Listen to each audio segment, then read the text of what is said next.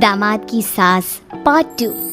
अब तक आपने सुना कि कावेरी जी अपनी तीनों बेटियों ईशा, मोहिनी और सुहाना की शादी 3 घर जमाई लड़कों के साथ करवा देती है। उन्हें लगता है कि ये लड़के शायद घर का कामकाज संभाल लेंगे, लेकिन उनके तीनों घर जमाई बहुत आलसी थे। वो नौकरी भी नहीं करते थे और बाहर का काम भी नहीं। कावेरी जी ने अपनी बेटियों से कहा कि वो प्रेगनेंसी का बहाना बनाकर अपने पतियों को सबक सिखाए। अब सुनिए आगे। मम्मी, आपने जैसा कहा था हमने वैसा ही किया, लेकिन देखिए ना, विवेक का हाल तो वैसा का वैसा ही है। घर में ना सुबह का नाश्ता बनता है और ना खाना। नौकरी पर जाने की बात करूं तो खाने को दौड़ते हैं मुझे। हाँ मम्मी, मैंने भी सुमित को कितनी बार कहा कि अगर नौकरी नहीं करनी तो कोई छोटी सी दुकान ही खोल लो, घर का खर्चा कैसे चलेगा। देखो दोपहर के 12 बजने आए और जनाब अभी तक सो रहे हैं। हाँ मम्मी, ईशा और सुहाना ठीक कहती हैं। अविनाश का भी यही हाल है। जब मैंने अपनी प्रेगनेंसी के बारे में कहा तो मुझसे कहने लगा, अरे दूसरी लड़कियां तो 9-9 महीने तक नौकरी करती है, बस डिलीवरी के टाइम छुट्टी लेती है। मोहिनी, तुम भी नौकरी करो। अब मुझे कहाँ नौकरी मिलेगी। मम्मी बताओ अब मैं क्या करूँ। हे भगवान, क्या सोचकर घर जमाई दामाद लाई थी मैं कि मेरी बेटियां मेरे पास रहेंगी और खुश रहेंगी, लेकिन इन आलसी दामादों ने तो हमारी जिंदगी को भी प्रॉब्लम में डाल दिया है। मैं तो कहती हूँ मम्मी, हम लोग वापस अपनी जॉब पर जाना शुरू कर देते हैं। बता देते हैं इन लोगों को कि हमने प्रेगनेंसी का बहाना किया है। नहीं नहीं बेटा, ऐसी गलती भी मत करना। अगर तुमने ऐसा किया तो इन तीनों की आदत और ख़राब हो जाएगी। अरे आज नहीं तो कल कभी तो तुम प्रेग्नेंट होगी, तब वापस यही प्रॉब्लम आएगी। तब क्या करोगी तुम तीनों। हाँ मम्मी, आपकी बात तो बिल्कुल सही है। इन लोगों को तो सुधारना ही पड़ेगा। लेकिन कैसे?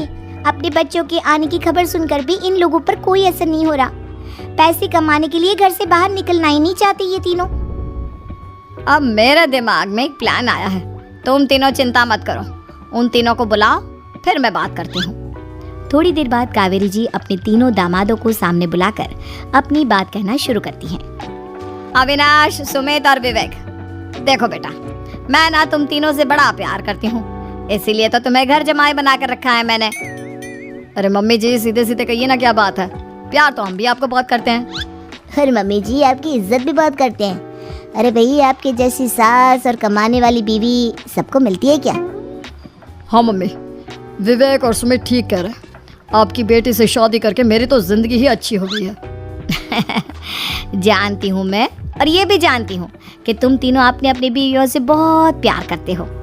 बेटा, बात ऐसी है कि हमारे कुल गुरु ने कहा है कि प्रेग्नेंट होने के बाद मेरी तीनों बेटियां शुरू के 4 महीने हमारे गांव में जाकर रहेगी, जहां मेरे चाचा जी रहते हैं। अरे लेकिन क्यों मम्मी, गांव में जाकर रहने की क्या जरूरत है इन तीनों को। वो क्या है ना बेटा, हमारे परिवार को एक श्राप है। अगर मेरी बेटियों ने यहाँ पर बच्चा पैदा करने की कोशिश की तो उनके बच्चों को कुछ भी हो सकता है। इसलिए अब से लेकर 4 महीने पूरे होने तक इन्हें गाँव वाले घर में रहना पड़ेगा। हाँ तो इसमें प्रॉब्लम क्या है मम्मी जी? हम भी वहाँ जाकर रहेंगे, पिकनिक मनाएंगे। अरे भाई, बीवी जहाँ हम भी वहाँ। हाँ यार, आइडिया तो बहुत अच्छा है। शहर की जिंदगी में रह रहकर परेशान हो चुके हैं, अब कुछ दिन गांव में बिताएंगे। तुम लोग समझने की कोशिश क्यों नहीं करते। तुम में से कोई भी वहाँ नहीं जा सकता, और मैं यहाँ रहूंगी ना तुम तीनों के साथ। 4 महीने की तो बात है, उसके बाद ये तीनों ही लौट कर आ जाएंगी। ठीक है मम्मी जी, अब हमारे बच्चों का सवाल है तो ये तो करना ही पड़ेगा। कावेरी अपनी तीनों बेटियों को कुछ दिन के लिए घर से बाहर कहीं दूसरे शहर में रहने के लिए भेज देती है। कुछ दिनों के बाद, अरे मम्मी जी, बहुत दिन से पिज्ज़ा नहीं खाया, मंगवाइए ना। क्या बताऊं बेटा, पहले तो बेटियां खर्चा दे देती थी क्योंकि उनकी नौकरी थी, लेकिन अब तो मेरे पास पैसे ही नहीं बचे। थोड़े बहुत पैसे हैं जो बच्चों की डिलीवरी में काम आएंगे। लेकिन मम्मी जी, आपकी बेटियों को वापस आने में तो अभी बहुत वक्त बाकी है। वही सोच सोच कर परेशान हो रही हूँ। सोच रही हूँ कल से दूध भी बंद करवा देती हूँ। अब दूध वाले को देने के लिए पैसे भी तो नहीं है ना। अरे नहीं नहीं मम्मी जी, अगर दूध भी बंद करवा दोगी तो मुझे चाय कहाँ से मिलेगी, और चाय के बिना मैं तो मर ही जाऊंगा। क्या करूं बेटा, इसके अलावा हमारे पास कोई ऑप्शन नहीं है। मेरे पास पैसे ही नहीं बचे। इस तरह कावेरी जी धीरे धीरे अपने तीनों दामादों को पैसे देना बंद कर देती हैं और घर में खाने पीने की चीज़ें लाना भी बंद कर देती है। अब वो तीनों बुरी तरह से परेशान होने लगे थे, और इसलिए एक दिन तीनों प्लान करके घर से बाहर निकलते हैं। और बाजार में जाने के बाद, यार अच्छा खाना खाए हुए कितने दिन हो गए, पता नहीं कब अच्छा खाना मिलेगा। हमारी बीवियों के जाने के बाद तो हमारी हालत भिखारियों जैसी हो गई है यार। कुछ भी हो, मुझे तो आज पिज्ज़ा खाना ही खाना है। जेब में 1 रुपया नहीं है और पिज्जा खाएगा, कहाँ से आएंगे पैसे? अरे देख वहाँ सामने बोर्ड पर क्या लिखा हुआ है, कंप्यूटर पर काम करने के लिए एक आदमी की आवश्यकता है। भाई मैं तो जा रहा हूँ, काम करूँगा और शाम तक पैसे लाकर आराम से पिज्ज़ा खाऊंगा। जा जा, तुझे कोई काम नहीं देने वाला, हम तो घर जा रहे हैं। चल भाई सुमित। सुमित और अविनाश वहाँ से चले जाते हैं और विवेक उस कंप्यूटर शॉप पर सारा दिन काम करके 5,000 रुपये कमा कर घर लौट कर आता है और अपने खाने के लिए अच्छी अच्छी चीज़ें भी लेकर आता है। ये देखकर विवेक और सुमित के दिल में भी कुछ पैसे कमाने की इच्छा जागती है। अरे सुबह सुबह कहाँ चल दिए तुम? मम्मी जी एक बहुत अच्छी जगह मिली है, कंप्यूटर पर काम करने के 5,000 मिले थे कल मुझे। अगर रोज काम करूंगा तो पूरे 40,000 की तनख्वाह।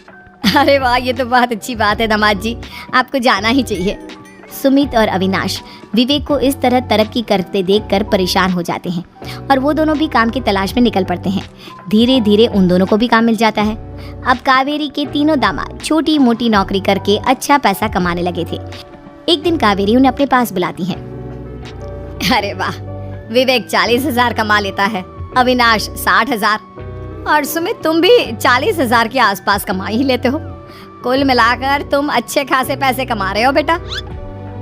हाँ मम्मी जी, बहुत मजा आता है जब महीने के एंड में मोटी रकम हाथ में आती है। पूछिए मत मम्मी जी, घर में रहकर रोटी बना बना कर और तो जैसा महसूस होने लगा था मुझे तो। हाँ बेटा, तुम तीनों की बात तो बिल्कुल ठीक है। और जानते हो, अब तुम तीनों की पत्नियां भी वापस लौट कर आने वाली है। लेकिन मम्मी जी अभी तो उन्हें गए सिर्फ 2 महीने हुए हैं, आपने तो कहा था वो 4 महीने के बाद लौट कर आएंगी। ऐसा कुछ नहीं है बेटा, मैं सिर्फ तुम तीनों को सबक सिखाना चाहती थी कि आदमी घर में बैठकर बीवी की कमाई खाता हुआ अच्छा नहीं लगता। इस दुनिया में हर इंसान को मेहनत करनी चाहिए, काम करना चाहिए, चाहे वो औरत हो या आदमी, ताकि अपने परिवार को संभाल सके। कावेरी की बात सुनकर उन तीनों को अपनी गलती का एहसास होता है और कावेरी उन्हें सच बता देती है कि ईशा, सुहाना और मोहिनी शहर में ही कहीं दूसरी जगह रह रहे थे। शाम के वक्त उन तीनों की पत्नियां लौट कर आ जाती है और कावेरी जी का परिवार एक खुशहाल परिवार की तरह रहने लगता है।